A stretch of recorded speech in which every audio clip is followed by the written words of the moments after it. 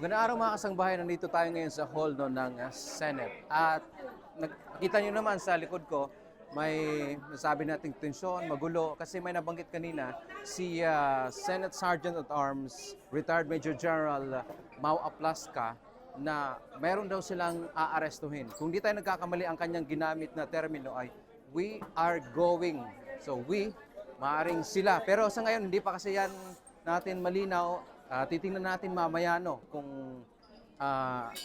sino yung sinasabing aarestuhin kasi wala siyang binanggit na anuman o sino mang pangalan doon sa nabanggit niyang aarestuhin. So far, nakita niyo naman yung dahil sa dami po ng media dito, kailangang padaanin yung mga senador.